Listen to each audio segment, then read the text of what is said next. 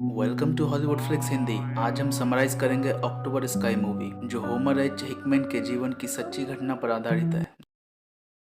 यह मूवी आपको काफ़ी ज़्यादा मोटिवेट करेगी। मूवी शुरू होती है 1957 में एक छोटे से गांव कॉलवुड वेस्ट वर्जीनिया में, जहां बहुत लोगों का प्रोफेशन कोल माइनिंग था। होमर एक माइन सुपरिटेंडेंट के बेटे होते हैं और इनका एक भाई होता है। होमर के पिता चाहते हैं कि वो दोनों कोल माइनिंग ही ज्वाइन करें। होमर के भाई का कॉलेज में एडमिशन होता है और वो वहाँ चला जाता है, और होमर अपने पिता के एक्सपेक्टेशंस को पूरा करने के लिए घर पर ही रह जाते हैं। 1957 में सोवियत यूनियन ने स्पेस में पहला मैन मेड ऑब्जेक्ट स्पुतनिक 1 भेजा था। स्पुतनिक 1 होमर के गांव के थ्रू क्रॉस होने वाली थी, इसलिए गांव के सब लोग जमा हो गए थे इस हिस्टोरिकल मोमेंट को एक्सपीरियंस करने के लिए होमर भी उनमें से एक थे। जब होमर ये मोमेंट एक्सपीरियंस करते हैं तो वे बहुत फैसिनेट होते हैं, और यही उनकी लाइफ का टर्निंग पॉइंट होता है। वो चाहते हैं कि वो भी एक रॉकेट बनाए, पर प्रॉब्लम ये थी कि उनके पिता चाहते थे कि वो कोल माइनिंग में ही जॉब करें। होमर घर जाकर अपने माँ बाप से बात करते हैं कि वो रॉकेट बनाना चाहते हैं। जैसे हर किसी मिडिल क्लास फैमिली में एक रिएक्शन होना चाहिए, होमर की फैमिली का भी यही रिएक्शन होता है और वो उससे मना कर देते हैं। वो कहते हैं कि वो कोल माइनिंग की जॉब पर ही फोकस करें। होमर को अपनी फैमिली से सपोर्ट नहीं मिलता, लेकिन वह हार नहीं मानता और अपने 2 दोस्तों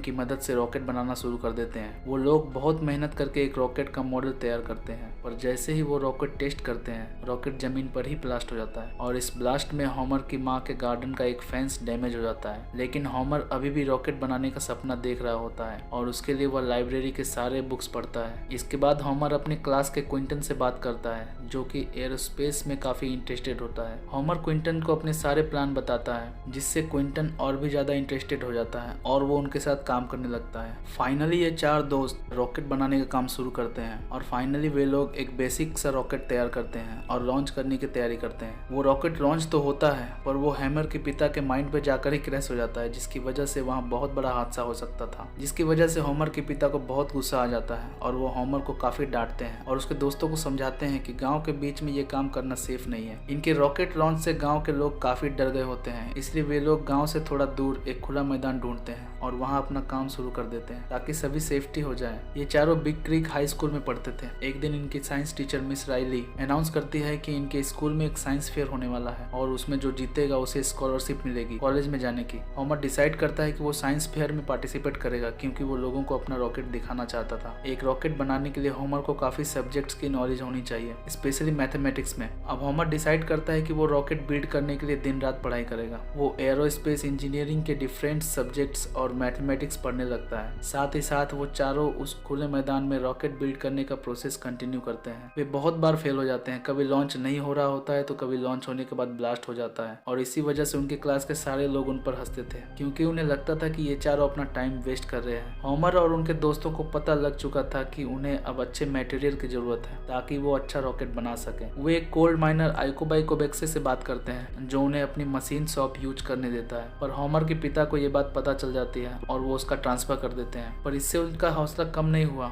उन्होंने टेस्टिंग चालू रखी। एक दिन उनके खुले मैदान में एक वेल्डर आता है जो माइन पर काम करता था। वो उनका रॉकेट देखता है और बोलता है कि उन्हें अच्छी क्वालिटी का स्टील यूज करना पड़ेगा, क्योंकि लो क्वालिटी के स्टील से उनका नोजल पिघल रहा है। होमर और उनकी टीम डिसाइड करती है कि वो अच्छा आयरन यूज करेंगे, पर इसके लिए उनके पास पैसे नहीं होते हैं, इसलिए वो एक पुराने रेलवे ट्रैक को निकालने की कोशिश करते हैं, क्योंकि वो यूज में नहीं था। पर जैसे ही वो उस ट्रैक को निकालते हैं तभी ट्रेन की आवाज आती है। वे लोग डर जाते हैं, क्योंकि उनको लगता है कि उसकी वजह से अब ट्रेन का बड़ा एक्सीडेंट होने वाला है। ट्रेन को बचाने के लिए वे रेलवे ट्रैक पर आगे की तरफ दौड़कर जाते हैं ताकि वो ट्रेन के ड्राइवर को बता सकें कि रास्ता खराब है। पर यहाँ एक फनी होती है, क्योंकि आगे ट्रैक डाइवर्ट की हुई होती है। होमर और उसके दोस्तों को वो नहीं दिखता और ट्रेन दूसरे ट्रैक पर चली जाती है और वो बच जाती है। फाइनली अब वो उस आयरन की वेल्डिंग स्टार्ट करते हैं, जिसमें उनकी मदद वो वेल्डर करता है। वो उनके लिए एक हाई क्वालिटी नोजल तैयार करता है। अब वो फिर से लॉन्च की तैयारी करते हैं एक नए और स्ट्रॉन्ग नोजल के साथ, लेकिन वो भी इस बार फेल हो जाता है। होमर अब भी हार मानने को तैयार नहीं था। वो फिर एक नया मॉडल तैयार करता है। इस बार होमर का भाई सारे गांव के लोगों को जमा करता है ताकि वे उसका मजाक उड़ा सके। यहाँ अब उनकी टीम भी रॉकेट लॉन्च करने से डर रही होती है, क्योंकि उनको भी डर था कि अगर फेल हो गए तो इन सबके सामने उनका मजाक उड़ जाएगा। लेकिन तब उनको सपोर्ट करने के लिए उनकी टीचर मिस राइली आती है। अब वे रॉकेट को आग लगाते हैं। इस बार उनका कैलकुलेशन काम करता है और रॉकेट लॉन्च हो जाता है। हम देखते हैं उनका रॉकेट गहरे आसमान में चला जाता है। यह सब देखकर गांव वाले काफी उत्साहित होते हैं और उन्हें शाबाशी देते हैं। मिस रॉली भी काफी इंप्रेस होती है और वो उनको एक applied rocket science book gift gift करती है। इस किताब से वो रॉकेट का पाथ कैलकुलेटर करना सीखते हैं। यहाँ स्कूल के प्रिंसिपल मिस्टर टर्नर राइली को बताते हैं कि वो अपना टाइम साइंस वाले स्टूडेंट पर वेस्ट करना बंद कर दें, क्योंकि हर साल स्कॉलरशिप सिर्फ फुटबॉल वालों को ही मिलती है। पर मिस राइली ने इन बच्चों में कुछ खास देख लिया था और वो इनका साथ नहीं छोड़ती। अब गाँव के लोकल प्रेस कॉन्फ्रेंस उनका इंटरव्यू लेती है और न्यूज़पेपर खबर छपती है और न्यूज़पेपर में ये लिखा होता है कि रॉकेट की वजह से पास के जंगल में आग लग गई थी, जिसकी वजह से पुलिस उनको अरेस्ट करने आती है। उसी टाइम होमर के पिता आते हैं और इस बार वो किसी तरह उन्हें बचा लेते हैं, पर इस वजह से उन्हें स्कूल से सस्पेंड कर दिया जाता है। वे लोग काफी निराश होकर प्रोजेक्ट छोड़ देते हैं। फिर इधर दिखाया जाता है कोल माइंस में एक एक्सीडेंट होता है और राइके बाई कोबेक्से की जान चली जाती है। होमर के पिता को भी इंजरी होती है जब वो माइंस के वर्कर को बचा रहे होते हैं। अपनी फैमिली को सपोर्ट करने के लिए होमर को अब माइंस में काम करना पड़ता है। होमर की माँ चाहती थी कि होमर अपने रॉकेट उनका सपना पूरा करे। वो ये बात मिस राइली को बताती है क्योंकि अब होमर ने उम्मीद छोड़ दी थी, क्योंकि उसके पिता उससे माइनिंग में काम कराना चाहते थे। इसके बाद इसराइली होमर से बात करती है और उन्हें काफी मोटिवेट करती है। अपने सपने के पीछे भागने के लिए होमर फिर से रॉकेट की पढ़ाई शुरू करता है और वो अपने पुराने रॉकेट की ट्रेजेक्टरी यानी पाथ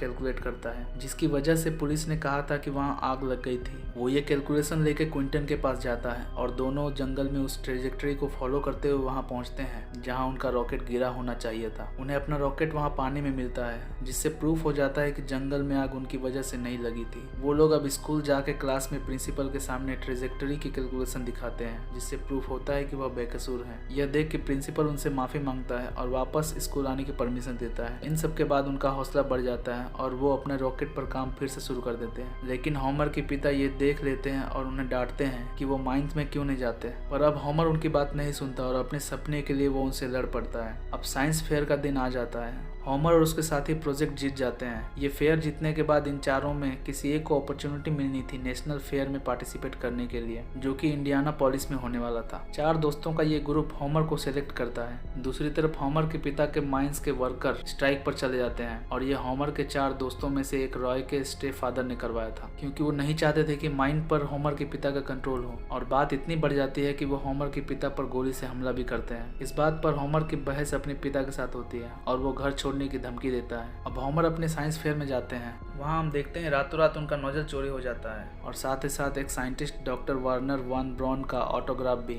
होमर बताता है कि नोजल उन्हें एक रात में ही चाहिए, जो सिर्फ माइन का वेल्डर ही बना सकता था। अब प्रॉब्लम ये थी कि माइन बंद थी स्ट्राइक की वजह से। होमर की माँ उसके पिता के पास जाती है ताकि वो माइन खोल दें, अपने बेटे को सपोर्ट करें। उनके पिता मना कर देते हैं, जिन पर उनकी माँ उन पर बहुत गुस्सा करती है क्योंकि वो अपने बेटे को सपोर्ट नहीं कर रहे थे। वो उन्हें छोड़ने की धमकी देती है, जिसकी वजह से उनके पिता मान जाते हैं। वेल्डर पूरी रात काम करके नया नोजल बनाता है और साइंस फेयर तक पहुंचा देता है। फाइनली होमर को इस साइंस फेयर में फर्स्ट प्राइज मिलता है और उन्हें गोल्ड मेडल कोई और नहीं बल्कि उनके सपनों की शुरुआत करने वाले स्पुतनिक के scientist doctor Wernher von Braun ने ही पहनाया था, जिनका ऑटोग्राफ होमर से किसी ने चोरी कर लिया था। प्राइज लेते समय होमर को यह रियलाइज हुआ कि वो डॉक्टर ब्रॉन थे जो उन्हें मेडल पहना रहे थे। इसके बाद उसे बहुत स्कॉलरशिप ऑफर मिलते हैं और वह काफी फेमस हो जाता है। इसके बाद होमर को खबर मिलती है कि उनकी स्कूल टीचर मिस राइली को हॉकिंस लिम्फोमिया हो गया है, जो कि एक टाइप का कैंसर होता है। होमर उनसे मिलने हॉस्पिटल जाते हैं और उन्हें अपना मेडल दिखाते हैं। हैरानी की बात यह थी कि होमर के पिता अभी भी उससे नाराज थे। इसके बाद होमर और उसके टीम मिलकर एक बड़ा रॉकेट बनाते हैं जिसका नाम वे मिस राइली रखते हैं, जो उनके स्कूल की टीचर थी, क्योंकि उनके सक्सेस का बड़ा रीजन मिस राइली का सपोर्ट और उनका मोटिवेशन होता है। फाइनली लॉन्च का दिन आता है और आज उनके पिता पहली बार उन्हें सपोर्ट करते हुए दिखते हैं और उनका पहला रॉकेट लॉन्च अटेंड करने आते हैं, जिसे देख होमर को बहुत खुशी होती है और वो अपने पिता को लॉन्च का बटन प्रेस करने का सम्मान देता है। ये रॉकेट 30,000 फीट की ऊंचाई तक जाता है, जो कि माउंट एवरेस्ट की ऊंचाई से भी ज्यादा होता है। लॉन्च के बाद होमर के पिता उसके कंधे पर हाथ रख के स्माइल करते हैं, ये बताने के लिए कि वो काफी प्राउड है। मूवी के एंड में हम देखते हैं चारों दोस्त कॉलेज से ग्रेजुएट हो जाते हैं। क्विंटन ऑयल इंडस्ट्री में केमिकल इंजीनियर बनता है, रॉयल एक ऑटोमोबाइल डीलर बनता है और बाद में बैंकर के रूप में रिटायर होता है। इनका तीसरा दोस्त ऑडल एक इंश्योरेंस एजेंसी का ऑनर बनता है। इसके बाद हमें होमर की रियल लाइफ की फुटेज दिखाई जाती है, जिसमें दिखाया जाता है कि होमर ने बाद में आर्मी ज्वाइन की और उसने नासा में इंजीनियर के तौर पर काम किया। इस मूवी से हमने काफी कुछ सीखा और हमने सीखा कि अपने सपनों के लिए लड़ना बहुत जरूरी है। अगर आप अपने सपनों के लिए नहीं लड़ेंगे तो कोई भी नहीं लड़ेगा। दोस्तों, इस मूवी का नाम अक्टूबर स्काई है। यह मूवी 1999 में रिलीज हुई थी। इस मूवी की IMDb रेटिंग 7.8 है। अगर आपको हमारी ये वीडियो पसंद आई है तो इस वीडियो को लाइक जरूर करना और ऐसे ही और भी नॉलेजेबल स्टोरीज जानना चाहते हैं तो आप हमारे चैनल को सब्सक्राइब जरूर कर देना। मिलते हैं एक दूसरे वीडियो में, तब तक के लिए धन्यवाद।